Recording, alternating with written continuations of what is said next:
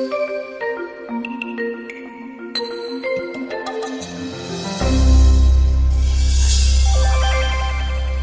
dan, Anese, kako ste danas? Dobar dan, Ljiljo. Pa evo, dobar, kao i uvijek, pa bit će i bolje. Super, drago mi je. Anese, ti si inženjer mašinstva koji svira čak 5 instrumenata. Prvo što želim da znam je da li je bio neki moment kada je muzika zamalo postala tvoja profesija, ne samo hobi? Pa evo, moram reći da je bilo tu i tamo nekih raskrsnica, ali muzika je bila i ostala moja strast, evo, moja druga ljubav. I reci mi, koji to 5 instrumenata sviraš? Pa klavijature su moj osnovni instrument. Harmonik sam svirao u muzičkoj školi, a i danas zasviram sevda i klasike. Trombon je duvački instrument kojeg sam svirao u gradskom duvačkom orkestru, a evo sviram još i gitaru, više za raju i svoju dušu. I da, bubnjevi su neprežaljena ljubav, svaki mladi rocker želi svirati bubnjeve, pa sam i ja pokušavao mladosti. Znam ja da ti sviraš jednom rock bandu, ali o tome ćemo malo kasnije, nego hajmo prvo na tvoju profesiju. Za magistarski doktorat radio si na izgaranju ugljena. Šta si tačno istraživao? Pa teme su bile iz oblasti Clean Coal Technologies, mogućnosti primjene čistih tehnologija sagorijevanja i razvio sam i predložio primjenu jedne metodologije s kojom se može optimizirati sagorijevanje goriva u funkciji povećanja efikasnosti i smanjenja emisije. I dobro, kako se uopšte desilo da te zaintrigira baš ta oblast? Pa još na 3. godini studija prijavio sam se da učestvujem kao student istraživač na jednom projektu laboratoriji za sagorijevanje na Mašinskom fakultetu u Sarajevu i eto, tako je sve krenulo. Jeste, to tako obično ide. Dobro, sada radiš u elektroprivredi Bosne i Hercegovine i to kao rukovodilac sektora za strateški razvoj koji pokriva razvoj i istraživanje. Reci mi, molim te, šta to razvijate i istražujete u elektroprivredi? Pa evo, svašta radimo. U biti bavimo se problemima kao što su kako možemo koristiti obnovljive izvore energije za proizvodnju električne energije i toplote za grijanje ili kako možemo napraviti efikasnijim sisteme daljinskog grijanja i kako možemo kombinovati različite izvore energije. Zaista fascinantno. Ja mislim da puno stanovništva u Bosni i Hercegovini nije svjesno da se razvija i istražuje u elektroprivredi.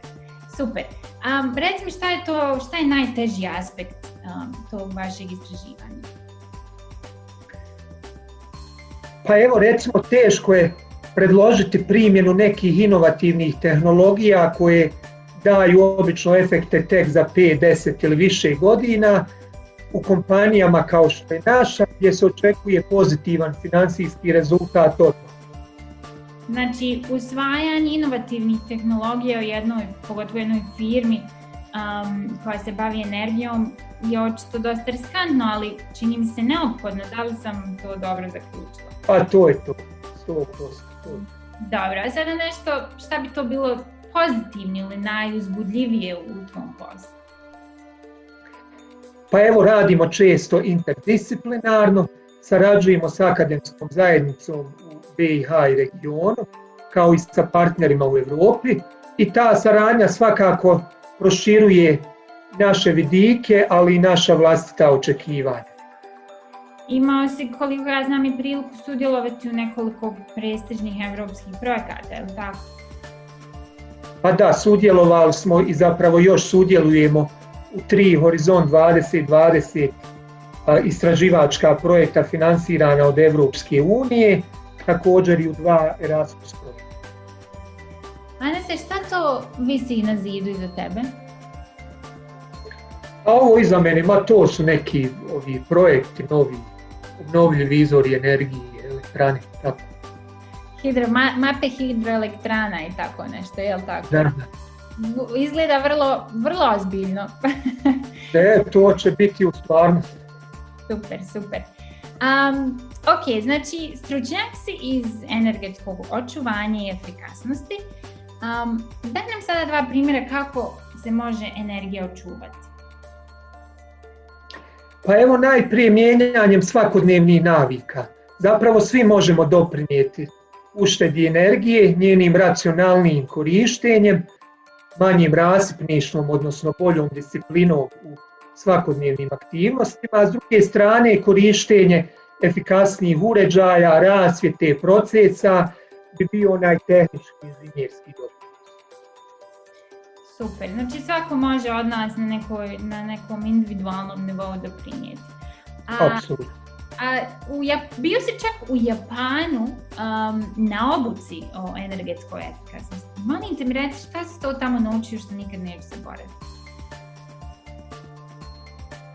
Pa evo s te tehničke strane, koliko je bitno u svakoj organizaciji da se upravljanje energetskom efikasnošću uredi sistemski, pa dalje, na primjer, da se za pola sata sna radnika na pauzi tokom radnog vremena zapravo može pospješiti učinkovitost rada organizacije, ili da popuštanje kravate u ljetnim mjesecima zapravo smanjuje potrošnju energije klima uređaja. Wow, zaista su Japanci fascinantni. Nikad se ne bi sjetila ideja o kravati, ali ima smisla. I koje su ti bile neke generalne impresije Japana? Pa Japan je posve drugi svijet, on je posve drugačiji, počiva na tradicionalnim vrijednostima i zapravo osnovna životna vodilja Japanaca je čast. I to ih u stvari čini posebnim, ali i uspješnim. Da, i Japanci su zaista poznati kao efikasni ljudi. Vjerovatno i zato zanima energetska efikasnost, pretpostavljam. Tačno. I mislim da u stvari problem koji imaju s nedostatkom prostora i nedostatkom prirodnih resursa je zapravo doprinio da budu jako efikasni i taj aspekt u Japanu je doveden do perfekta. Da, nevjerovatno. Reci mi sada, molim te, koja je najbolja hrana koju si tamo probao? Pa evo, pored riže i sušija koje pripremaju na 1000 načina i svaki je poseban i ukusni jedinstven, ja bih ipak kao neku riznicu zdrave, a ukusne japanske hrane izdvojio njihove morske plodove. To je jako ukusan i po svemu poseban specijalno. Divno. Anese, da li putuješ inače puno sa svojim poslom? Pa evo, u normalnim situacijama recimo jednom mjesečno ili jednom u 2 mjeseca, a ovaj aktuelni lockdown je otkrio i neke nove mogućnosti putovanja, a to su online putovanja i obilasci, kojim čak imamo uvid u neke industrijske procese. Da, ima i svojih prednosti, kako da ne. Dobro, hajmo se malo vratiti na energiju. Tvoja oblast je nekako u epicentru jedne od trenutno najbitnijih tema na svijetu, to je globalno zagrijavanje. Jedno od glavnih rješenja u ovom problemu bi bilo upravo korištenje obnovljive energije. Reci nam, šta je to tačno obnovljiva energija? Pa obnovljiva energija je energija sunca, rijeka, vjetra, okeana, zatim biomase, geotermalna energija, odnosno svi vidovi energije koji se obnavljaju, odnosno ne troše se trajno za razliku od fosilnih goriva. I kako nam ona onda može pomoći sa problemom globalnog zagrijavanja? Pa korištenje obnovljive energije dovodi do smanjenja korištenja fosilnih goriva.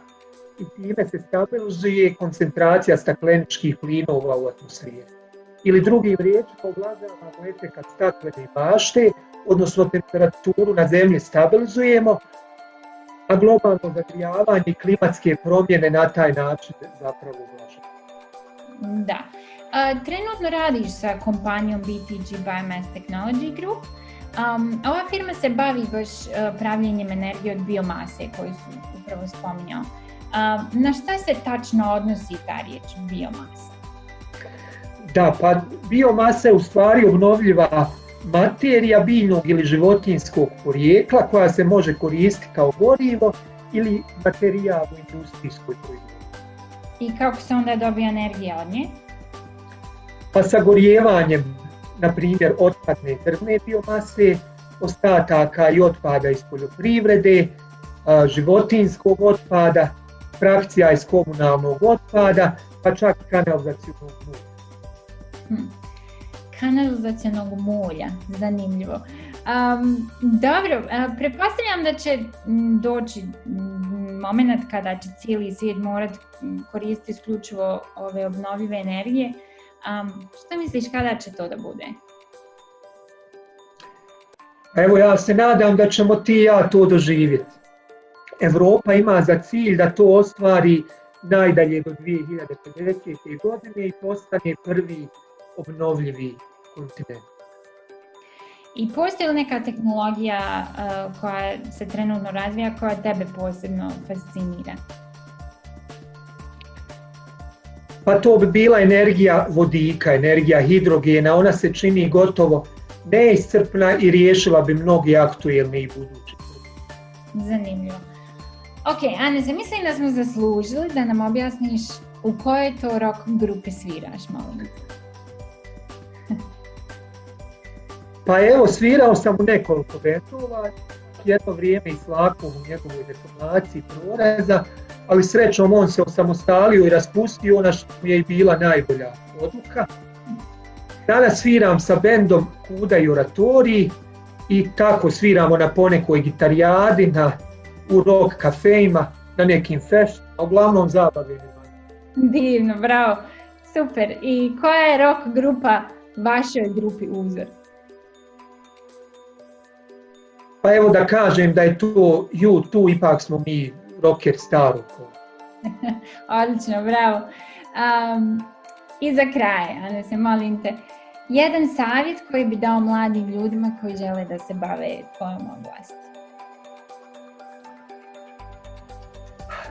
Pa oblast energije je nepresušni poligon za inovacije i ne ustručavajte se novih ideja, generirajte nove ideje, budite hrabri, samostalni i ne libite se rada u laboratoriji, praktično iskustvo je nezamjenjivo.